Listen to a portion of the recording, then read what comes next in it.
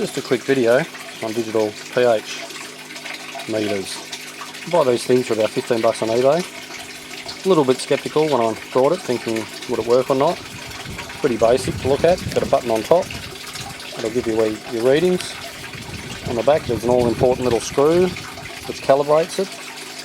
It actually works through that little glass bulb down the bottom. They're pretty simple stuff.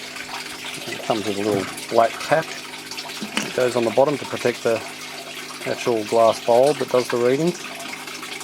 So when it turns up, this one came with two 300ml bottles, which you fill up with distilled water. So, you know, just buy it from Woolworths or wherever.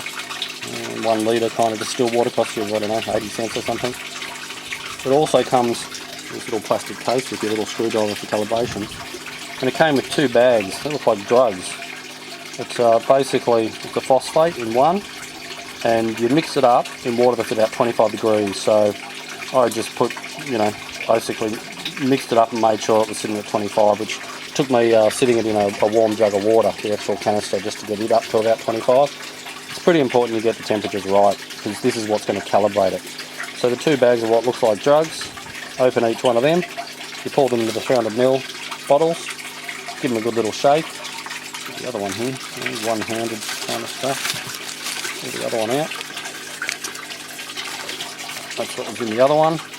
So we've got potassium, hydrogen. So both of those are mixed up, put in these bottles. Apparently it lasts about 3 months in a bottle, so you can calibrate a few times, because I've noticed that calibration does go out over time. After a couple of weeks you need to redo it. So also had a little chart which basically just tells you kind of variance from temperature to pH. So the temperature of the water will vary the pH levels that you're testing. So you just kind of skim your eye across that one and work out roughly what your tank's sitting at, what sort of temperature you've got. But all in all, very surprised that it even works. It's you know, cheap, very easy to calibrate. It's put your solutions, put the druggy looking things in here, give them a good shake, let them sit for a while. Pour some of this into a clean glass. You know, you only need 30-50 mils in the bottom of a clean glass. Same with the other one. Stick your little pH tester in the water, turn her on, and once it hits the water it's going to give you a reading. Now the readings, the way to calibrate it, with a little screwdriver, and using the screw on the back, there's a handle there, is you want your readings to be the same as each of these packets that went into there. So, you know, so say this one, the potassium hydrogen, you should be getting a pH rating of 4 at 25 degrees. So you basically dip the little pH meter into the water of the potassium hydrogen, and you dial in the back, dial in that screw until it says 4 on the screen. So pretty simple, and the same for the other one. Same for the potassium or whatever it is, one-handed filament. What one was it? The phosphate. So that one, once you've tested for your 4, you dial in the back of the pH meter till it says 4. Then you clean it in some distilled water, the little bulb at the end, give her a little bit of a clean in fresh water. Then you stick it in the other glass, which has got the phosphate, and you want to get a reading of about 6.86 at 25 degrees. Now, I think basically using something like this, you're getting a calibration from a high and low reading, so it knows where to go, kind of in the middle. The accuracy isn't within the fine points.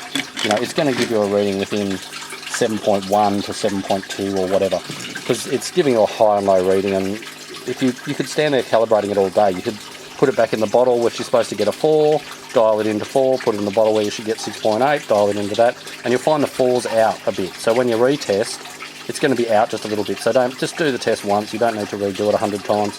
You know, this is probably, if not more accurate than one of the tests once it's calibrated. You know, the water test, like the API kind of kits, due to the fact that it goes to points, you're not just looking at colours. So, an example, we'll just use this tank I'm standing next to.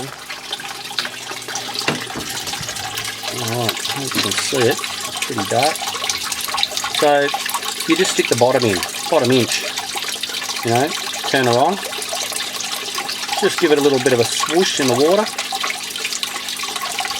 and we're getting a reading of 7.1 to 7. So it's going backwards and forwards, 7.1, 7. So that's pretty much for this system perfect. You know, so you take it out, it'll freak out and go down to whatever, start jumping around a bit. That's pretty normal. In between tests, just put the lid back on the bottom. You don't want to break your little bulb.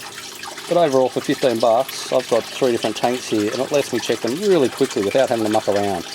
And I probably calibrate it every, you know, pretty much every month, or when it just doesn't seem right, because this tank's always stable at 7.1. So if it does anything else, then obviously a recalibration. So the bottles, you're calibrating solutions. It's said on the instructions it lasts 3 months. So these ones to me are actually gone. They're off. So now to calibrate it, I could do rough calibration with the API kit. Being that I've got to test, you know, a couple of different tanks here and there with the API anyway, I can pretty much do an API test and know, you know, that's going to be accurate to eye to say 7.2 or something like that. So I can redial this, use the back with a little screwdriver and calibrate this in if it seems like it's a little bit out. But it's just used for quick testing, and yeah, look, it does the job. For 15 bucks, you can't go wrong.